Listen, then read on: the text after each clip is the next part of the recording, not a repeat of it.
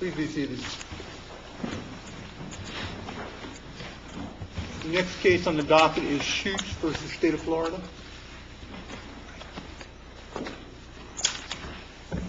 Good morning. May it please the court. My name is Edward Dawkins. I represent Jacquan Schutz, and I think I'll reserve 3 minutes for rebuttal.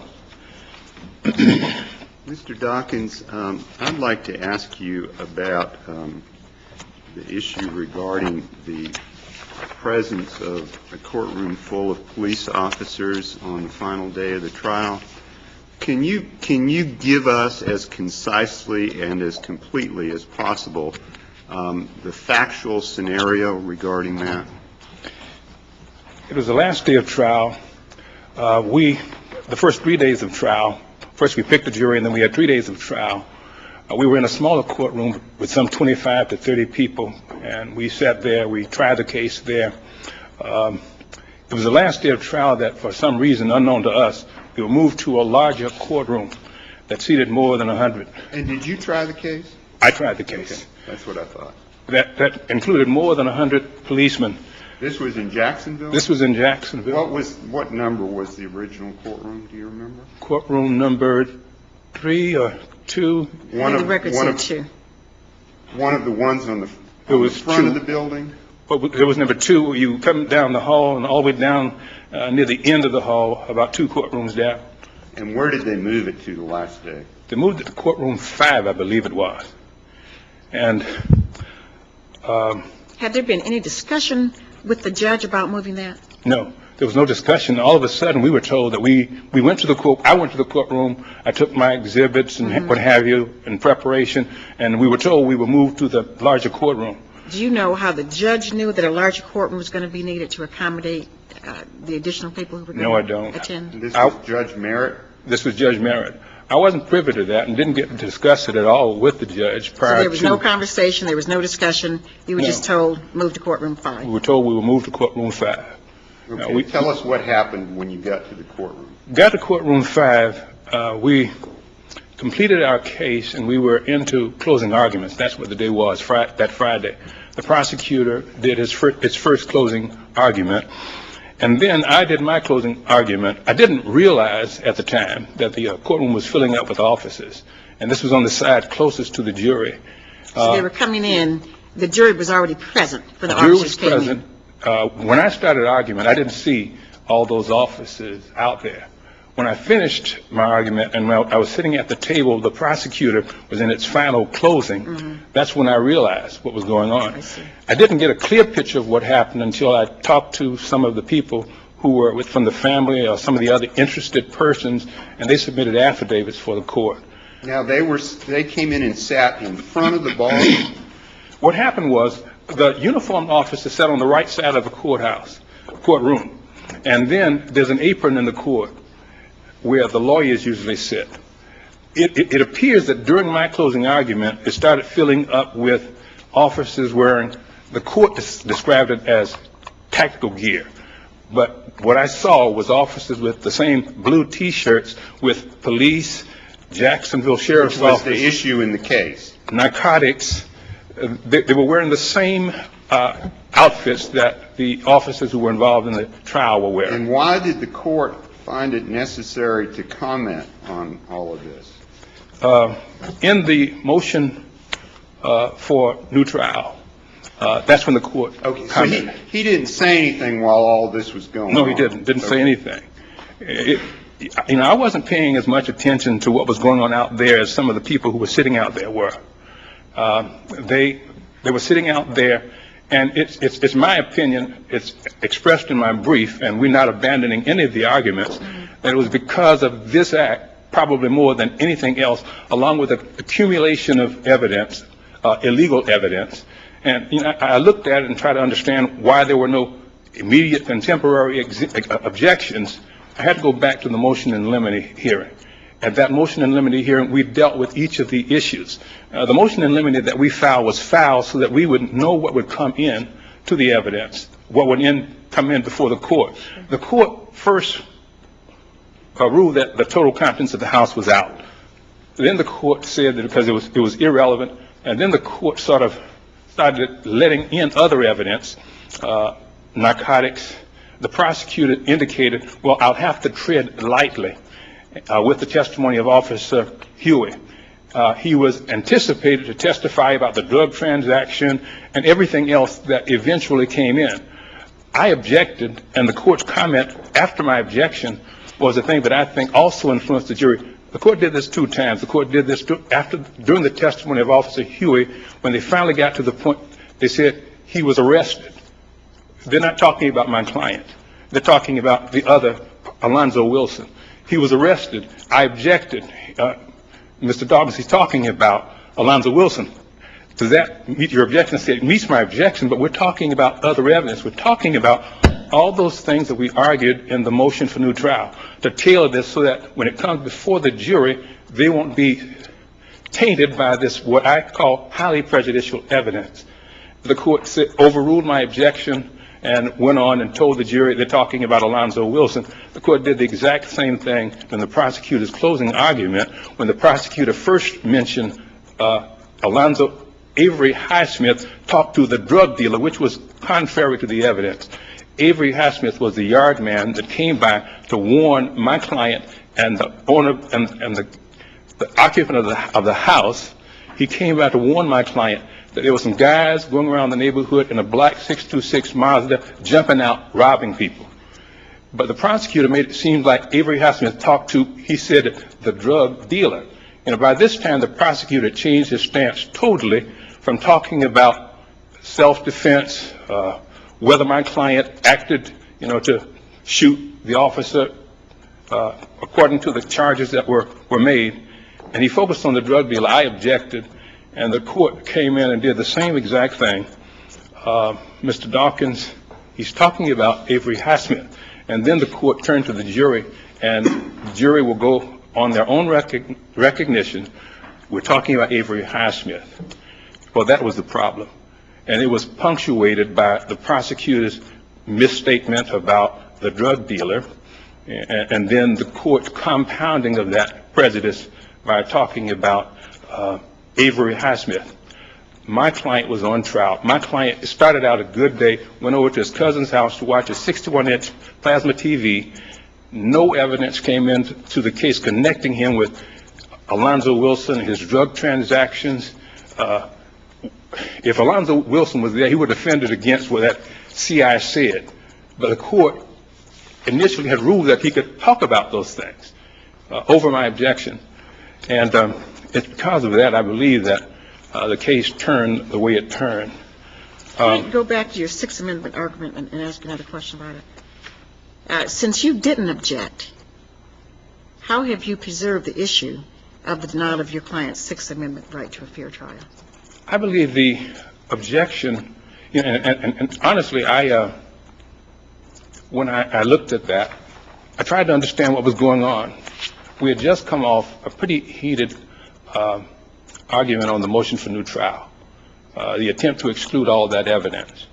And the court made rulings at that time that this evidence is coming in.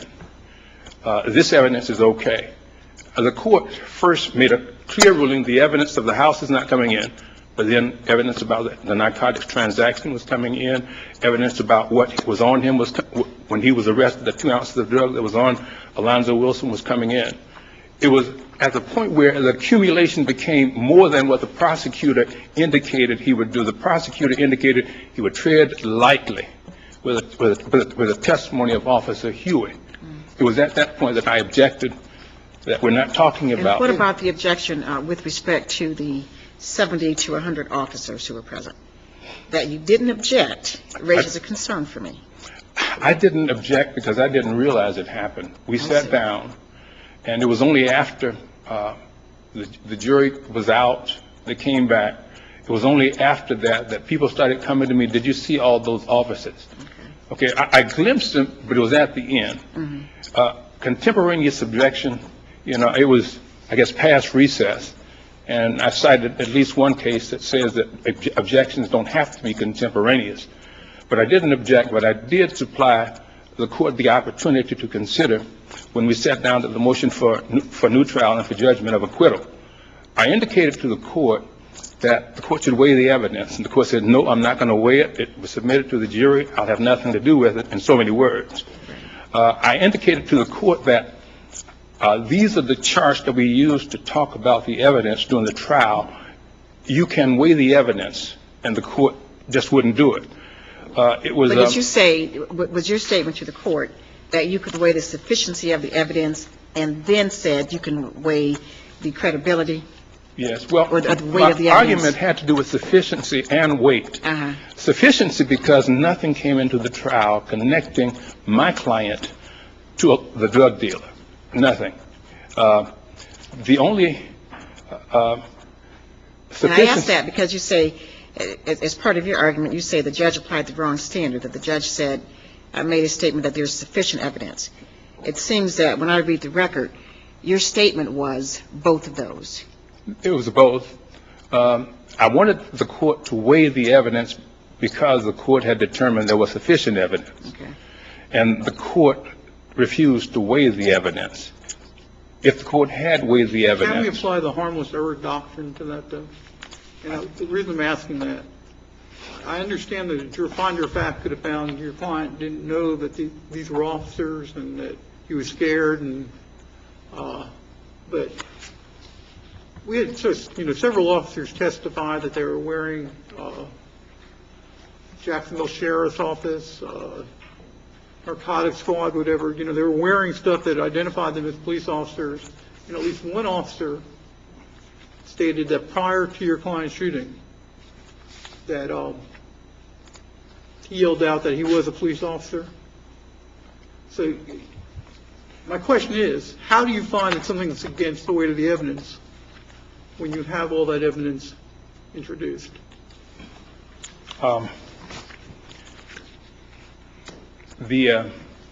What happened was there were four officers. One got out of the car to the side with a big shotgun. He indicated that the big shotgun means that most people just fall down and run. There was no way that my client, Jacquan Schutz, could have known that he was the policeman, even if he saw the writing on his chest. He was unable to see it. The officer testified that he looked me in the eye. Well, it was intense. He wasn't looking at anything else but the guy with the big shotgun. He wasn't looking to see, nor did he hear anything. Officer Hollins even testified. One person testified, one of the officers testified, I believe, that he still yelled police prior to that. One of the guys in the second car was supposed to have yelled police. Officer Hollins testified that in the intensity of the situation, he didn't hear all of that because of the intensity. My client was not focused on the second car. My client was focused on the guy with a big shotgun who got out of the car with a funny hat on, dressed in ordinary clothes. And my client then, it was either fight or flee, and apparently he did both. We offered testimony, psychiatric testimony of Dr. Ernest Miller that demonstrated what that means to assist the jury. Okay, you're down 2 minutes. Yes. Let me ask one more question, please. You indicated that there were 100 police officers. Where in the record is that? I see affidavits. I see 4 affidavits. And one of the affidavits talks about between 35 and 50. A couple of the affidavits talk about 50 to 70. There were 50 to 70 police 50 to 70, officers. okay. Thank you.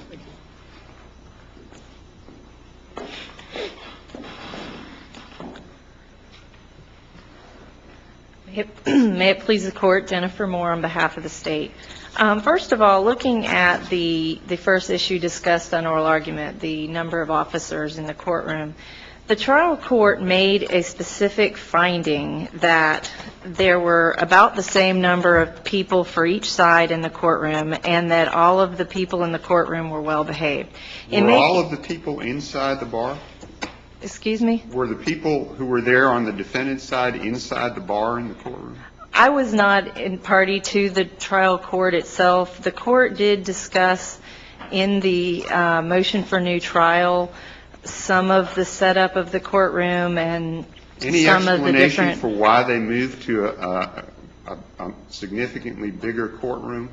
I was not aware of any. There's I nothing didn't. in I don't the record. recall anything, seeing it in the record, and because I wasn't involved with the case, I don't have any idea. So you don't know if there was any communication at all to the judge? I mean, do did the not. judge know these officers were coming? I have no idea. I have no idea. Did anyone refute the affidavit that indicated that this had been, these officers had all showed up on directions from somebody higher up in the sheriff's office?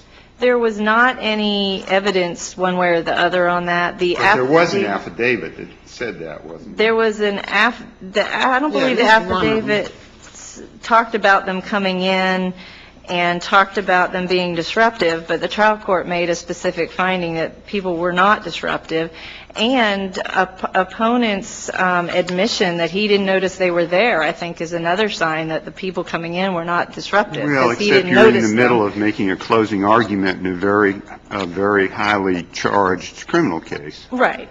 And I George think, Marshall, a former investigator with the state attorney's office, apparently signed an affidavit in which he said that the incident was planned. He had learned that the incident was planned for the last day of trial during closing argument by order of higher-ups in the Jacksonville Sheriff's Office. Was that refuted? no, it was not. But I think one of the biggest indicators that the presence of the officers did not influence the jury was that the jury did not convict Mr. Schutz as charged. On count one, he was charged with attempted first-degree murder, and the jury only convicted him of aggravated assault. On count two, How do he we was... know what they'd have done if there hadn't been between 50 and 70 uniformed officers present, including officers in T-shirts identical to those supposedly worn by the narcotics task force at the time of the takedown? I don't think we can know what they were thinking, but the presence of law enforcement is not and does not make it inherently prejudicial that he was denied a fair trial. But you know what, with so many of the officers wearing the narcotics section gear with narcotics squad on the front, and that having been an issue in the trial, why isn't that some kind of untoward admission of illegal admission of evidence? They came and presented the very evidence that was at issue at trial. Actually, narcotics was not at issue at trial. Mr. Well, Schutz what was showed not on their shirts charged. was an issue at trial. It was a part of what the other issues on appeal were, all had to do with the admission of evidence regarding what happened one of with the issues Mr. Wilson. was that Mr. Schutz didn't know who these people were, that he didn't see that their shirts said narcotics squad. And then you've got a lot of officers there whose shirts say narcotics squad. Who show up at closing argument just as a result of coincidence. Right, you just happen to show up. Well, Why isn't the jury looking at that thinking, okay, that clears up that bit of evidence? I think that there's no absolute connection that you can say that it would have been different had they not shown up. There was plenty of evidence during the trial. Isn't the test just the opposite? Isn't the burden on you to show that any error was harmless to the exclusion of all reasonable doubt? I think the evidence presented in trial presented enough evidence that the jury... We're talking about the police jury, officers showing up at closing argument. In huge numbers. Well, the other issue is the court found that there was about the same number of people for both sides. If you look at the affidavits... Were they wearing shirts saying we're for the defendant? I don't know. So how did the court even make that finding?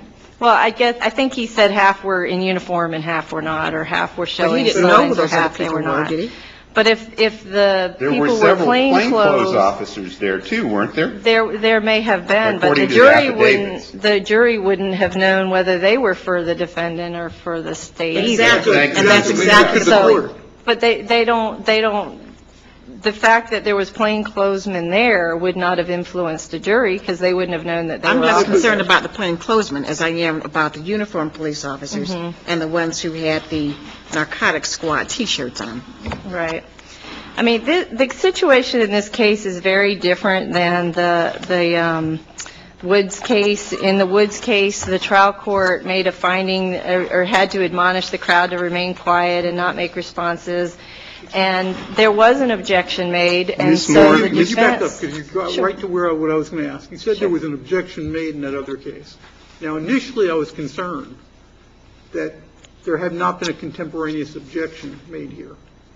But would you concede that if these people were coming in during closing argument and counsel was unaware, that there really was not an opportunity for him to make an objection at that time? Well, I'm not sure that, I mean, the record doesn't indicate people came in during the closing argument, and I wasn't party to the trial, so I don't know whether that was something but that happened or not. You did not raise the failure to preserve this issue in your brief. We did not. It was raised in the new trial, and we just addressed it directly.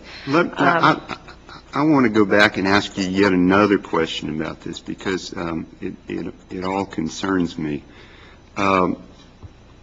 We have this affidavit from a former investigator with the state attorney's office in which he says this was orchestrated by higher-ups in the sheriff's department.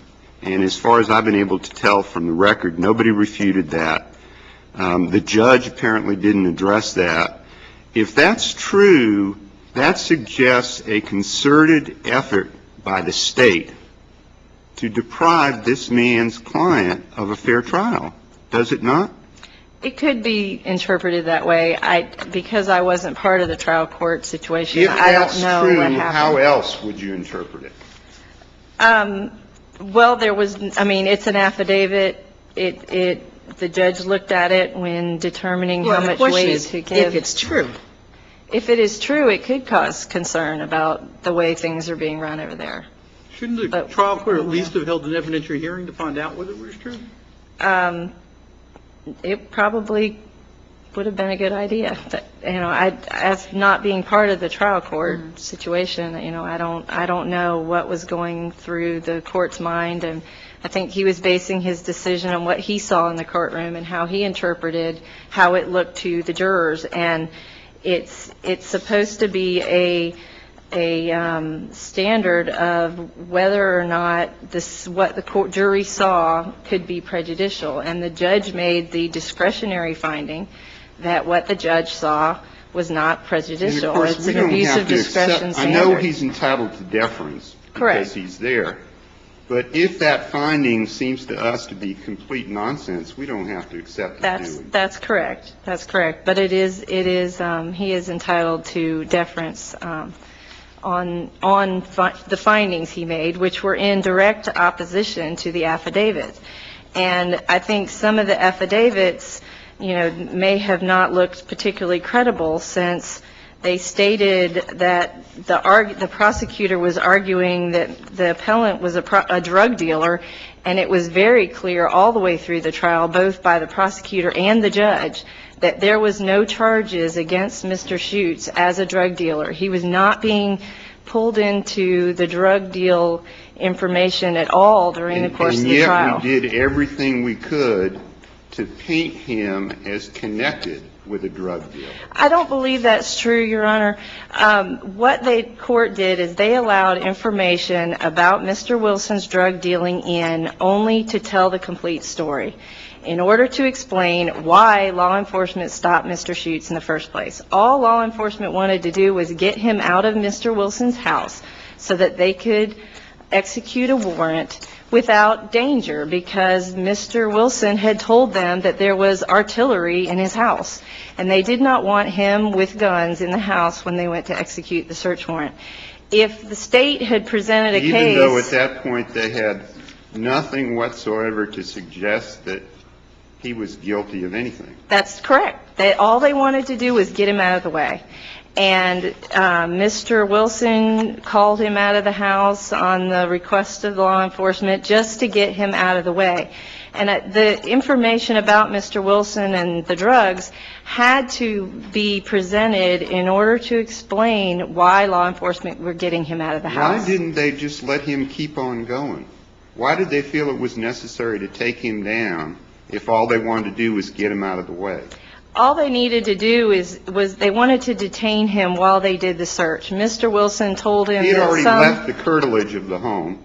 He had just gotten a couple They houses up probably the didn't street. even have a basis for detaining him at that point. I think their only basis for detaining him was to keep him out of harm's way while they were serving the search But warrant. he was going out of harm's way. Yeah. He was, but I think maybe He was they were walking out of concerned harm's he was way. going to come back. You know, I don't know, but And part of trying to protect him was jumping out of a vehicle with a shotgun pointed in his face. actually, they testified that the gun was not pointed at him. The gun was pointed at the ground, and it wasn't until he started shooting at the second car that that officer pointed the gun at him and started shooting at him.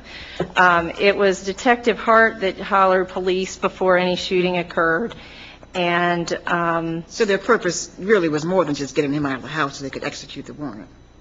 the purpose was to detain him during the execution of the warrant, but there was no knowledge that he had any dealing with the drug situation, and there was no connecting him. What's your best argument for the proposition that trying to detain him was legal? Police. And I know this may be a little off the arc, but I'd like to know that, just out of curiosity. I think law enforcement has a right to stop and ask questions to anybody who's walking down the street. Not jumping out of their car And- with shotguns. Yeah, And- this was a seizure. This was not a citizen encounter. Yeah, that was not a consensual discussion. It was, I think the purpose was to make sure, first of all, they did know he had a gun because the cousin told him that the holster in the car belonged to appellant and that appellant had the gun out of the holster. Did they So know whether They he- didn't know whether he had it on him or it was in the house Did or they it know was whether he where. had a concealed weapons permit? They didn't know anything Didn't about bother him. to check any of that stuff. They didn't, all they wanted to do was get him out of the way while they served the warrant. And the evidence about Mr. Wilson's drug activity was relevant to show the entire story of the crime. And so the trial court admission of that information was not error, and that information did not become feature of the trial as argued by appellant. The first two witnesses explained what happened as far as the drug dealing and set up the scene, and after that, when the other law enforcement officers testified, the prosecutor led them right to what happened with appellant by saying, we already know why you're here. Let me ask you another question, if I may, Ms. Moore. Sure. Assuming that this stop was unconstitutional, that it was an illegal arrest in essence, how much force is he entitled to use to resist that arrest? I don't believe he's entitled to use deadly force when stopped by an officer, even if it is an illegal arrest. I don't know the answer to that. Right. Is that true even if the officer's pointing a weapon at him? Well, in this case, the testimony was not that Pointing it the down at officer his feet. pointed the weapon at him. He also didn't shoot at the officer who had the gun. He shot at the other car that had a window rolled down and an officer in the process of stepping out of it. So his shooting was not even towards the person who had the gun. And so, you know, I think that's a little bit of a different situation. I don't think that if it was a self-defense situation, he'd have been immediately pointing the gun at the person who had the gun, not at a vehicle whose car door was partially open. The state respectfully asks the court to affirm appellant's judgment and sentence.